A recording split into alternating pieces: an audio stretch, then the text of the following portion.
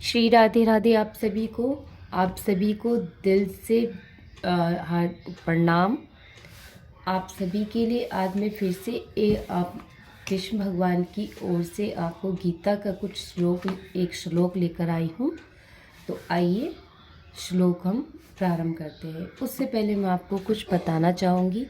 यकीन रखिएगा, ये सच है, इसमें कोई झूठ नहीं है। और भागवत है, भागवत के चाहे श्लोक हो, चाहे भगवान की तस्वीर ही क्यों ना हो, हम झूठ बोलेंगे तो हमारा आने वाला कर्मा जो होगा वो आप ही जानते हैं। क्योंकि अदालत में भी गीता पे हाथ रखवा देते हैं अंत में। तो मैं आपको एक छोटा सा बताना चाहूँगी। आज मेरा पूरा दिन थोड़ा सा डिप्रेस थी मैं, और पूरा दिन मुझे डिप्रेशन में ही मेरा चल रहा है आज। फिर बस मन हुआ कि चलो एक श्लोक कर लेती हूँ, जिससे कि मन शांत हो जाए, या फिर यूँ कह लो कि बस प्रभु के गुण गा लेंगे। तो अब अचानक जब मैंने गीता का ये पाठ खोला और श्लोक जो निकला, और वो श्लोक मैंने चुना कि आज यही श्लोक मतलब एक ही पन्ना खोला ही था कि अचानक से ये श्लोक आ गया। तो इस श्लोक का अर्थ ये शायद आज मेरे लिए है। इस श्लोक को भगवान ने स्वयं, प्रभु ने इस श्लोक के ज़रिए शायद मुझे कुछ समझा रहे हैं, जो मैं मैंने एक पढ़ा है, समझ की हूँ। मैं चाहती हूँ कि शायद मेरे साथ साथ किसी और को भी ये श्लोक का अर्थ और ये श्लोक शायद भगवान उन तक पहुँचा रहे हों, मैसेज हो।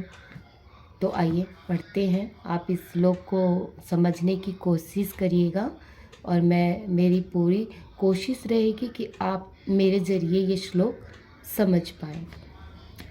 फिर उसके बाद हम बताते हैं। जय श्री राधे राधे। क्षिप्रभवती धर्मात्मा स्वच्छान्ति निगच्छति कौन्तेय प्रतिजानीहि न मे भक्ति प्रणश्यति। हरिशरणं कृष्ण मम हरिशरणं। आइए इसका अर्थ हम जान लेते हैं। यह शीघ्र ही परमात्मा हो जाता है। ये संवाद है श्री कृष्ण और कर्ण का, कुंती पुत्र कर्ण का। तो श्री कृष्ण जी कहते हैं कर्ण को, वह शीघ्र ही धर्मात्मा हो जाता है और अस्थाई शांति प्राप्त करता है। हे कुंती पुत्र, निडर होकर घोषणा कर दो कि मेरा भक्त कभी नष्ट नहीं होता। बोलिए श्री राधे राधे। आज प्रभु ने मुझे इस श्लोक के माध्यम से, शायद प्रभु ने मेरे दिल की सुनी है। आगे बढ़ते हैं। क्योंकि उस व्यक्ति ने अपने आप को कृष्णा भावनामृत में समर्पित किया है, इसलिए श्री कृष्ण यहाँ घोषणा करते हैं कि वह शीघ्र ही सदाचारी हो जाएगा। जैसे बिजली के पंखे का तार निकाल देने पर भी पंखा कुछ देर तक घूमता रहता है, किंतु वह निश्चित है कि पंखा थोड़ी देर में बंद हो जाएगा। तो ज्यों ही हम श्री कृष्ण भगवान के चरण कमलों की शरण में लेते हैं, तो ही हम अपने सकाम कर्मों का बटन बंद कर देते हैं। और यद्यपि ये कर्म कुछ समय तक चलते रहते हैं, तथापि यह निश्चित है कि वह शीघ्र समाप्त हो जाएगा। यानी कि प्रभु कहते हैं कि अगर संकट है, कोई समस्याएं हैं, और हम प्रभु के शरण में हैं, तो वो शीघ्र ही समाप्त हो जाएगा। इसे चिंता करने की कोई आवश्यकता नहीं है, क्योंकि प्रभु ने हमारा रथ, हमारे जीवन की रथ की डोर संभाल रखी है। तो प्रभु यही कह रहे हैं। आगे चलते हैं।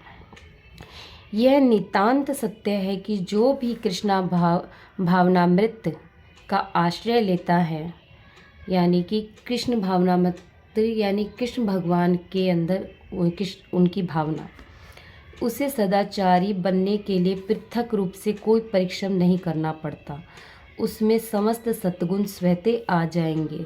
श्री भागवत में कहा गया है कि जो व्यक्ति कृष्ण भावना मृत को प्राप्त हो जाता है वह सदा साथ में सब सद्गुण ही प्राप्त कर लेता है।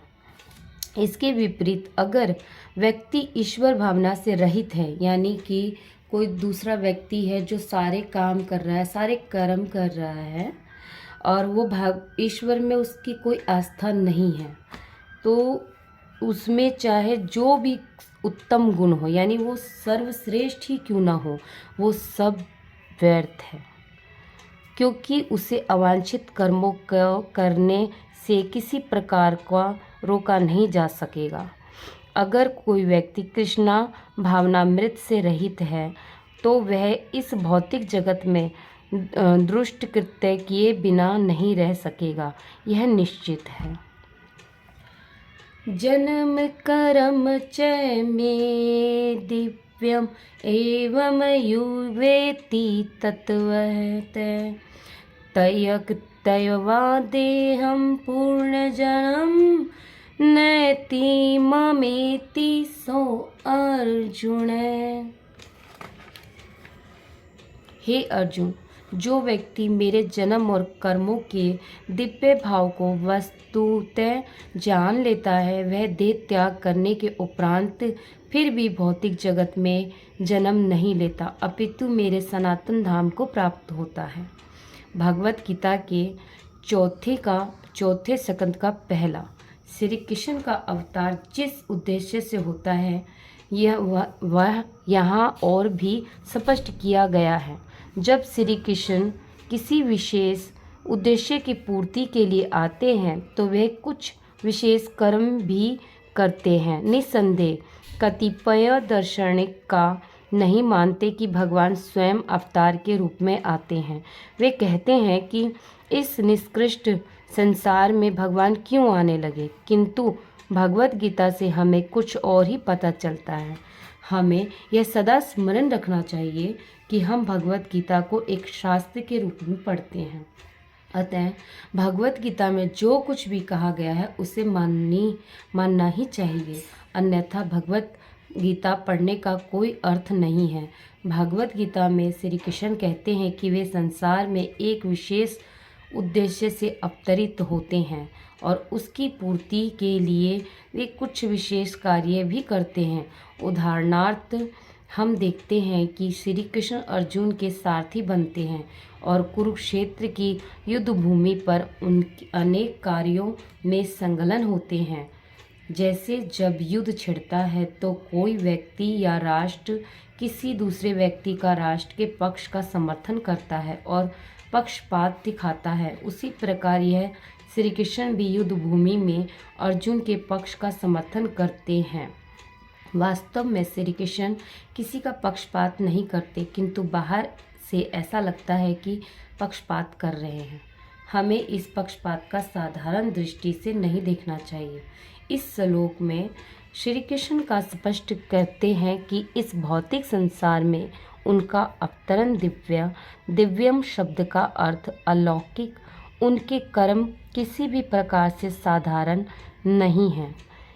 आज भी समस्त भारतवासी संप्रदाय के किसी भेदभाव के बिना भाद्रपद मास के कृष्ण पक्ष की अष्टमी को वैसे ही कृष्ण का जन्म दिवस मनाते हैं जैसे पाश्चात्य जगत में क्रिसमस के दिन ईसा मसीह का जन्म दिवस मनाया जाता है। बोलिए श्री राधे राधे। आगे हम अगले वीडियो में करते हैं।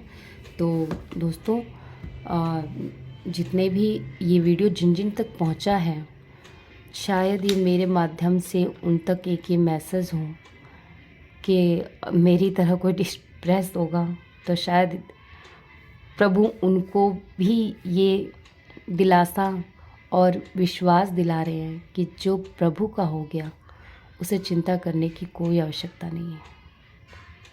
बोलिए श्री राधे राधे, श्री राधे राधे। श्री हरिदास, श्री हरिदास।